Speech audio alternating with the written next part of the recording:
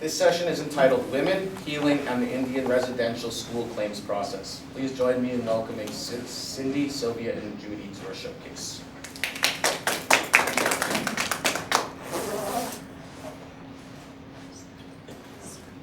Good afternoon, everyone. It's a great honor to be here today. And it's always such an honor to be presented with tobacco. You know, it shows how much respect people have for elders. I'm thankful to be here. I'm 74 years old, and like you said, I have 29 grandchildren. I have 5 sons, 2 daughters, and 29 grandchildren, and add 10 more to that 42. I have 52 great-grandchildren. I'm very rich in that area, and I just thank the Creator for blessing me with a big family. Before I say any more, I'd like to open in a word of prayer. I say my prayer in English. A lot of times I could say it in my language, but I believe it's important everyone understands what I'm asking the Creator for. I'm going to ask for His blessing on this meeting, and just agree with me and just bow our heads. Lord, we thank you for this day and for your many blessings. Thank you for everyone that is here today and for all the all the students that are here. I ask for a special blessing upon them. We ask for your wisdom, knowledge, and guidance, and give us direction in this meeting, and just be with us. And those that are facilitating this meeting and those that have put it together, I ask for a special blessing upon them. And thank you for us being together, and we thank you for our families. We ask you watch over them, and for those that were traveling, for giving them a safe trip here. We just ask you be with us throughout this meeting and watch over us and make way in my languages. Thank you.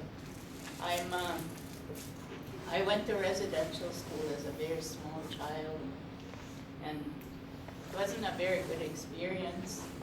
But the thing is, when I start going on my healing journey, we all come out of a residential school kind of full of bitterness and hurt, and we turn to things that we're not supposed to do. But what I learned throughout my life was that, we didn't get no education in the residential school. So when I turned 16 and was out of the school, I went back to school, got my education. I always wanted to be a nurse, so I went to nursing. I was getting quite old by then, but I made it. And I was kind of bitter towards anything to do with the residential school. But I started going to ceremonies. I started going to they had workshops, and I couldn't tell my story about the school. I was full of shame, and I didn't want to tell anybody the things that happened. But one thing I learned, I always tell my family, very important in life is forgiveness. It's not easy to forgive anybody, but with the Creator's help, I learned to forgive. And once I started forgiving the people that hurt me, I started feeling good about myself. I started getting my self-esteem back. I started helping people that were hurting from residential school. I started going to, they had workshops. I'm going to a big assembly in Edmonton tomorrow about residential school. It's on for Sunday, so I'm kind of one of the caregivers over there.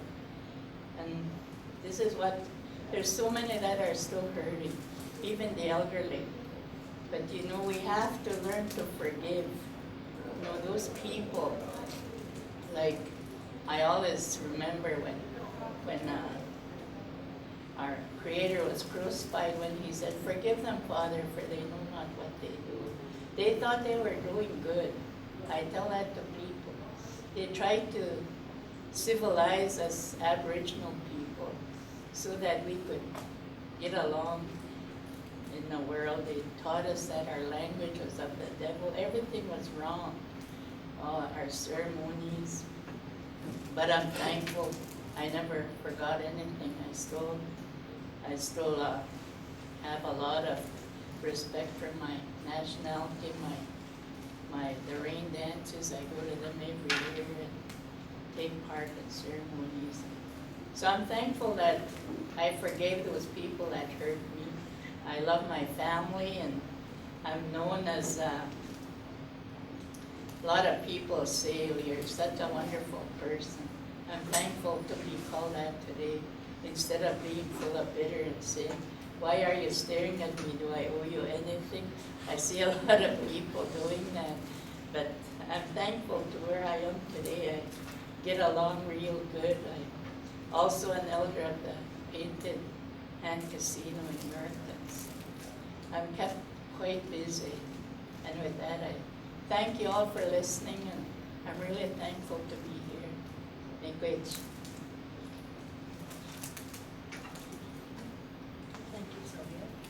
Good afternoon, everyone.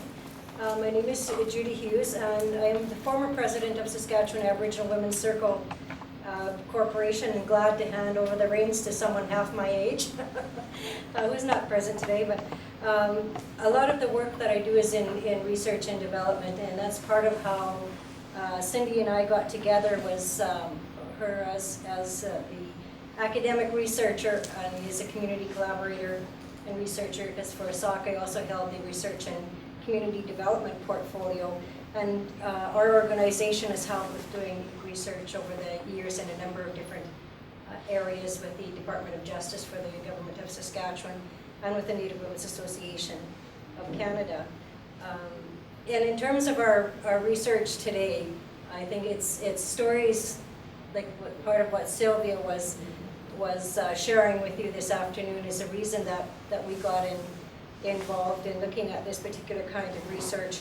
And just for some background for everyone here, is that over the last decade there would have been several revelations in terms of sexual abuse, physical abuse, and mental abuse of Indian residential school survivors. There were apologies offered by the Prime Minister. There was Aboriginal Healing Foundation projects, and then there was also a compensation model that was being developed to try to right the wrongs and try to provide some healing for survivors that suffered all through that time in residential schools. And so this particular study, what we looked at, it's a very specific, sex-specific, gender lens look at how health and healing, how Aboriginal women who went through the independent assessment process, which is the claims process for the Indian residential schools, in terms of how they were compensated, and then how again that might discriminate in terms of between the women and men that were involved as survivors. Part of what the study inquired into was whether or not the independent assessment model was facilitating healing for female survivors of residential school abuses, and how this particular compensation model addressed losses more likely suffered by women as a result of the residential school abuses. And so the participants that we had in there was female survivors, Aboriginal survivors from across the province. We had circle focus groups. We had individual interviews. There was also interviews with lawyers, interviewers with the adjudicators, and also claimants' lawyers. And we also had elders there who also provided their spiritual, cultural, and as guides, and also as counselors for the participants that were in the project. And because we are dealing with very sensitive and private issues when we're talking about the abuses that have happened over several generations of Aboriginal people. And so I'll just start with that, and I also at this point too wanted to thank Dr. Hansen for coming to SOC and helping with this. I've worked with Cindy, as I said, over the decades, and she jumped on this one right away to take a gender lens and look at it and just see what kind of model and how it helped or wasn't helping the women in terms of this. And so I'm very grateful for her for offering the opportunity for SOC to participate on this. And I'll let you start off on your part there, Cindy. So it's okay for a while. So this is essentially, I guess, becomes a story about why policies that are implemented should always have a gender, a race, and a cultural lens applied to them. And the process we're talking about, as Judy said, is the independent assessment process. So you've probably heard on the TV or in radio about people getting their Indian residential school claim settlement. That's what's going on right now. And it's going on, I think the federal government has been overwhelmed by the number of people that have come forth with claims. It's at 30,000 people. And about 2/3 of these have been settled. So the number of applicants and the time it would take, I think, has been shocking for everybody involved. So can I get so this whole process came about after a series of large class action suits and by Indigenous people, and the federal government, I think, felt it was going to break them to have to resolve all these class action suits. So they put in place this process, and this, you know, as Judy mentioned, it was part of a bigger process. At first, the process was about the Adjudication Dispute Resolutions, ADR, and what happened under that process is that the levels of physical and sexual abuse were so atrocious that another mechanism needed to be put in place to resolve those claims.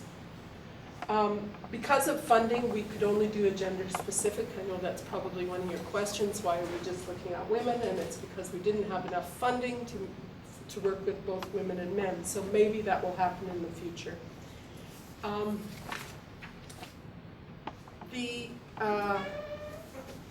Two things going here. So can I get the next slide there? So this is a qualitative study. And our methods of data collection involved focus groups with 23 survivors. We had initially said that we would, you know, I can't remember what the initial was. It was much less than that. But when we started, you know, like the Saskatchewan Aboriginal Women's Circle helped find participants, and we started, you know, recruiting participants. We had no idea that so many people would come forward. And in fact, we had planned for one focus group, and we ended up doing 2. So I think, and it had to be people that were done their claims process. Okay. So I think it also spoke to the fact that people still need to talk about this, right? There's still a lot to deal with. So we did, can I just get the next slide? So we did interviews with lawyers, regional support, health workers. Yeah, Judy, you mentioned that. And we also did a document analysis. We looked at the model and how the model was set up to see if there were ways that it might discriminate even in terms of language. Let me just give a little bit of a background to how this is framed as gender specific. By the time residential schools were established, Aboriginal children had largely been removed from their families, and the Indian Act formalized male-female inequalities into law and stripped Aboriginal women of any involvement in political processes in their nations. Often Indian agents or people who work for Indian Affairs would come on to reserves and be very disparaging towards Aboriginal women who were considered bad mothers. These gendered colonization policies left traumatized mothers severely impacted and marginalized in both Aboriginal and non-Aboriginal societies. without legal protection, Aboriginal women weren't considered persons until 1960 in Canada, and without the support of their own communities, because by that time they'd set up colonial structures in Aboriginal communities. All the while, Indian residential schools are going, and people are starting to live legacies of intergenerational trauma, and students suffering from the pain of residential school abuses return home, and dysfunctional mothers, fathers, and inability to cope with the heartbreaking loss of their children.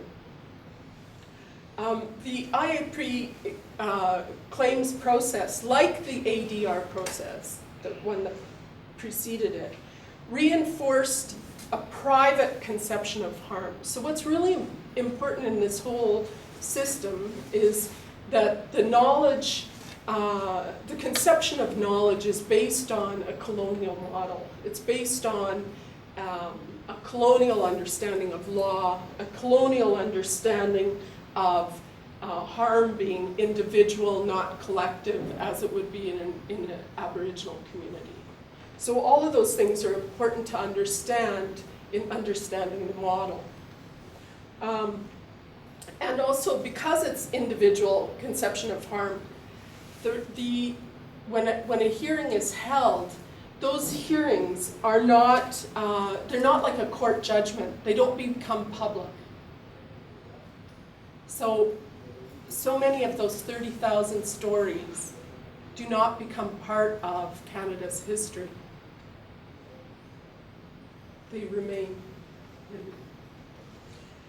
So the issue of addressing harms obviously has to be very multifaceted and address families and communities as well as individuals. But it's not clear that this is happening.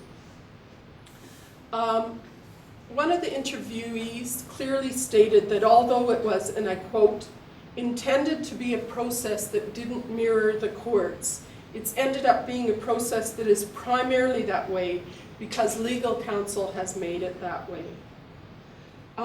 While we can only show preliminary findings from our study, I just did another interview this morning. We're still gathering data, and more people are coming forward, so I think it's been more than we expected. So what I'm going to present are some slides that are direct quotes from participants in the study and that demonstrate some of the gendered impacts specific mainly to women in the claims process. So the claims process works on a point system, and certain points are assigned depending on the level of your sexual abuse, the level of your physical abuse, and then points on opportunity losses. Okay? So the first slide is next one. Okay. So in terms of opportunity losses, the settlement agreement on opportunity losses, work and education are including. Parenting does not. So let me explain how that works in practice.